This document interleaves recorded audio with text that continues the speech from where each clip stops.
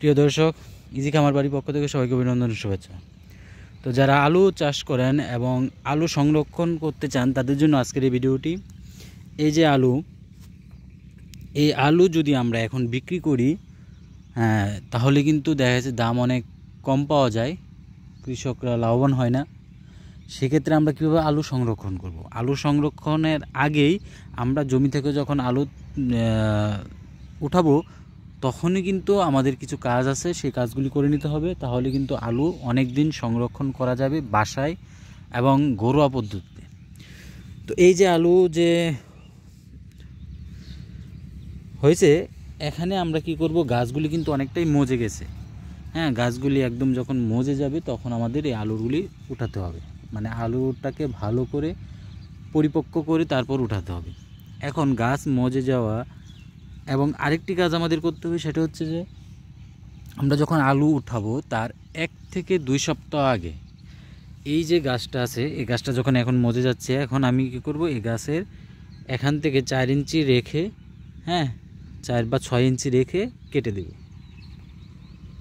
এতে কি হবে, আলুগুলি সম্পূর্ণভাবে শক্ত হবে, মানে পরিপক্ক হবে, তাতে আলু পচবে না বা নষ্ট হবে না সহজে।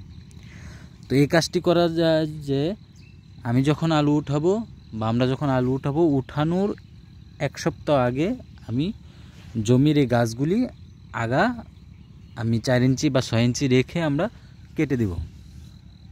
তারপর সম্পূর্ণভাবে যখন গাছ শিকড়ের রসগুলি সম্পূর্ণভাবে আলু নেওয়ার ফলে আলু যখন সম্পূর্ণভাবে পরিপক্ক হবে তখন কিন্তু আমরা আলু উঠাবো। তাহলে কি হবে, আমরা যদি ঘরোয়া পদ্ধতিতে আলু 3 থেকে 4 মাস যদি আমরা রাখতে পারি তাহলে কিন্তু ভালো দাম পাওয়া যাবে, বা 2 মাস পরেই কিন্তু ভালো দাম পাওয়া যাবে এবং এতে করে কিন্তু কৃষকরা লাভবান হবে। এখন যে আলুর যে দাম, সেটা কৃষকরা যদি বিক্রি করে তাহলে 15-16 টাকা করে বিক্রি করতে হয়, বা 12 টাকা, 14 টাকা, 15 টাকা এরকম।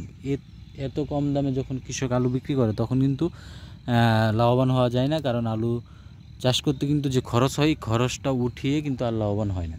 তো সেক্ষেত্রে আমরা যদি 2 মাস বা 3 মাস আলুটাকে সংরক্ষণ করতে পারি তাহলে কিন্তু এটা লাভবান হওয়া সম্ভব। আর এখানে সব জায়গায় হিমায়িত গড় পাওয়া যায় না, বা এখানে রাখলেও কিন্তু অনেক খরচ। সেক্ষেত্রে আমরা ঘরোয়া পদ্ধতিতে রাখবো। ঘরোয়া পদ্ধতি রাখতে হলে আলু উঠানোর আগে যে কাজটা, এই কাজটা কিন্তু আমাদের করতে হবে। তারপর আমরা এটাকে বাছাই করব।